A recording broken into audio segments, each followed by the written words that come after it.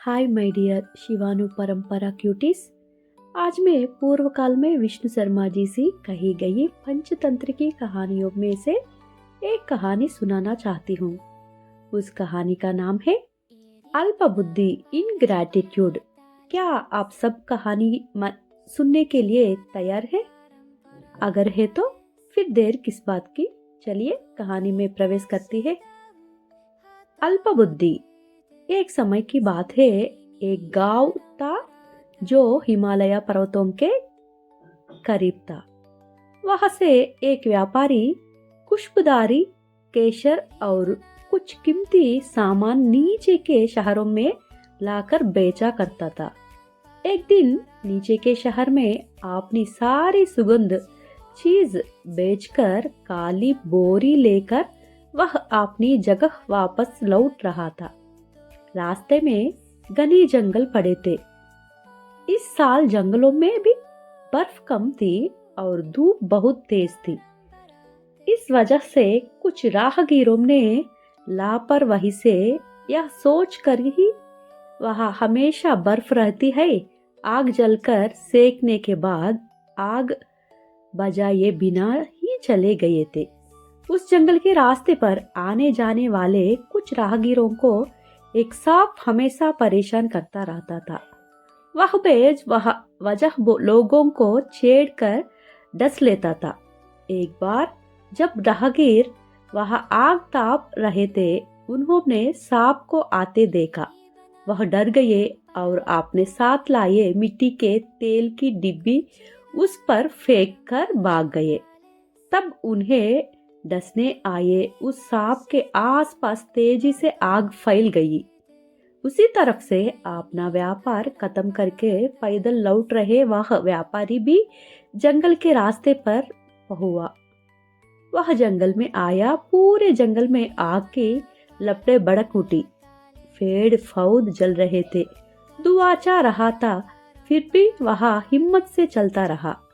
उसके देखते देखते पड़ोसे की सारे जड़ियां भी जलने लगी। उनती जड़ियों में फंसा हुआ सांप आग में गिर गया। वह बहुत देर से बाहर निकलने की कोशिश कर रहा था, लेकिन कामयाब नहीं हो पा रहा था। हे भगवान, मैं यहाँ क्यों आया? मन में यह बड़बाते हुए उसने उसी रास्ते से गुजर रही व्यापारी को देखा। ओ आदमी, ओए इंसान, तुम तो भगवान ही तरह आए हो। सांप ने चिल्लाते हुए कहा, ऐसा लगाता है जैसे भगवान ने तुम्हें मेरे लिए भेजा है। कृपया मुझे इस आग से बचा लो। मुझे इन आगों से बाहर निकाल सकते हो ना? यह सुनकर व्यापारी ने उस तरफ मुड़कर देखा। सचमुच सांप आग में फंसा हुआ था। उसने एक पल सोचा, क्या मुझे इस बचाना चाहिए? अगर मैं इस बचा लूं और यह फिर से मुझे डसने की कोशिश कर रही तो मैं क्या करूंगा? लेकिन उस आग में तड़पते हुए सांप को देखकर उसने सोचा कि जान की खतरा तो हर किसी की होता है, जान तो सभी की प्यारी होती है ना। अगर मैं इसे इस समय बचा लूं तो यह मेरे बचाने के बदले मुझे कुछ नहीं कहेगा।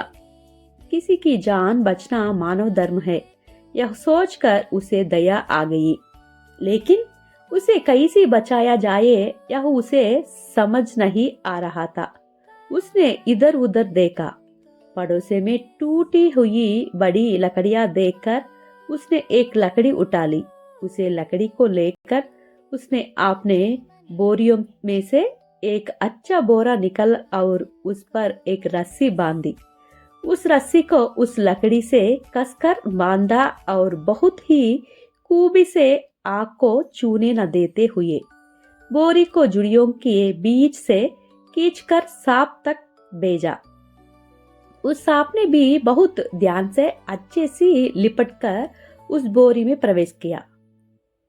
खैर सांप ही है, उसे खुद के करीब नहीं आने देना चाहिए, इसलिए उसने बोरी को ध्यान से दूर से ही पकड़कर उस सांप को एक तरफ छोड़ दिया। ठीक है, मैंने तुम्हें बचा लिया, अब तुम्हारा रास्ता तुम्हारा, मेरा रास्ता मेरा। उस सांप को पड़ोसी जुड़ियों में छोड़कर वह अपनी मंजिल की तरफ आगे बढ़ने लगा। लेकिन वह तो सांप था, उससे इंसान के पीछे पीछे वह सांप भी उसका पीछा करने लगा। उस सांप को आते देखकर व्यापारी पीछे मुड़ा और पूछा, क्या है, मैंने तुम्हें बचाया ना, फिर तुम मेरा पीछा क्यों कर रहे हैं, मेरा पीछा पीछे क्यों आ रहे हो? तब वो सांप ने हल्का सा मुस्कुराकर कहा, जब हम दिखते हैं तो तुम इंसान हमें मार डालता हो, यह हमारे जाति का स्वभाव है। अगर मैं तुम्हें बिना डसे छोड़ देता हो तो क्या मैं अपने जाति के स्वभाव को नहीं छोड़ रहा?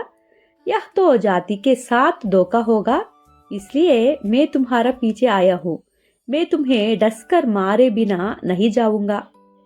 वह सुनकर व्यापारी को एक पल के लिए डर लगा। उसने तेज कदमों से चलना शुरू कर दिया।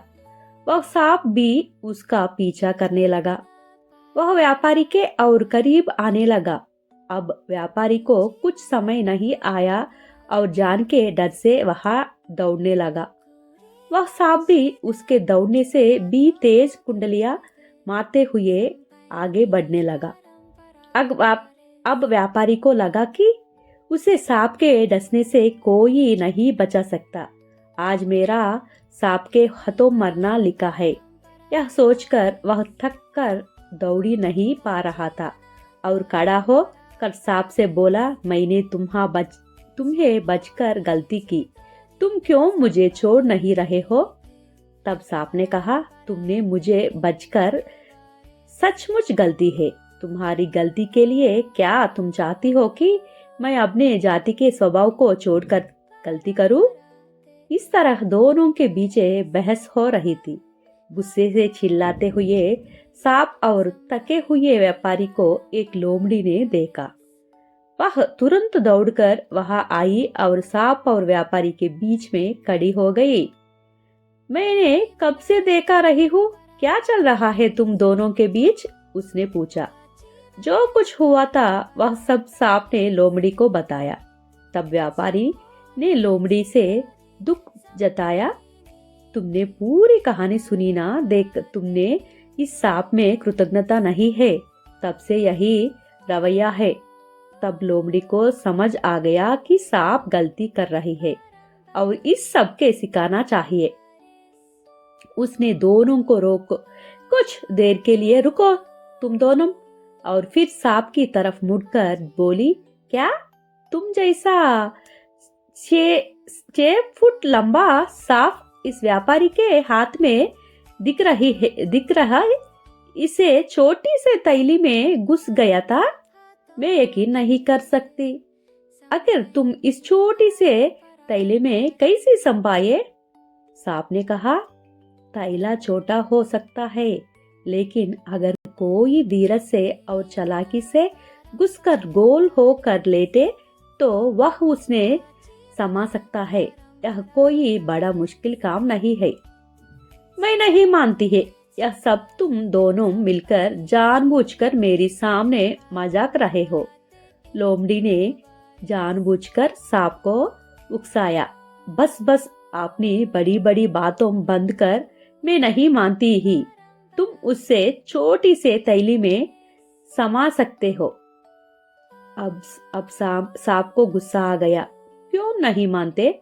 देखो, अगर तुम चाहो तो मैं उसी तैली में घुस कर दिखाऊंगा।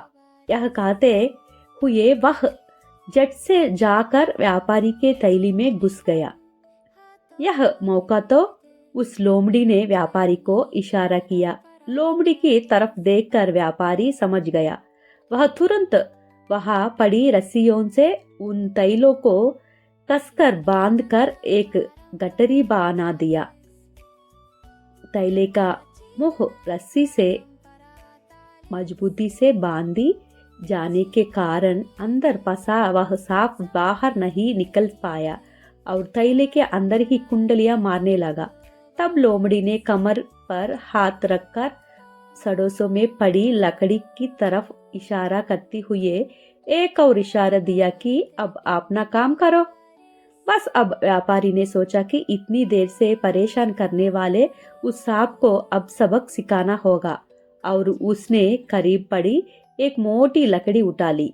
उस लकड़ी को हाथ में लेकर उसने अपनी तैली पर दबा दबा पीटना शुरू कर दिया। उन चोटों से तैली के अंदर फंसा वह सांप मर गया। उस सांप को उसके कर्मों का सबक सिखाने के लिए व्यापारी ने लोमड़ी को हाथ जोड़कर धन्यवाद किया। मोरल: तुच्छ बुद्धि वालों लोगों की मदद करना पर भी उन्हें कृतज्ञता नहीं होती, उनका सहज स्वभाव नहीं बदलता। अगर आपको मेरी कहानी पसंद आई तो मेरी चैनल को सब्सक्राइब करिए। अगर पहले से सब्सक्राइब किया है तो आपने दोस्तों को भी बताकर हमारी कहानियां सुनाइए।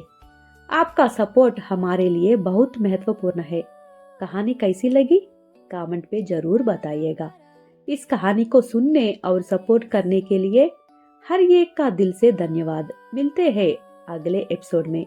मेरा हिंदी बहुत अच्छी नहीं है, मैं अभी अभी हिंदी सीख रही हूँ, तो कुछ गलत बोल दिया तो मुझे माफ कर दीजिए। आपकी शिवानू। Thank you.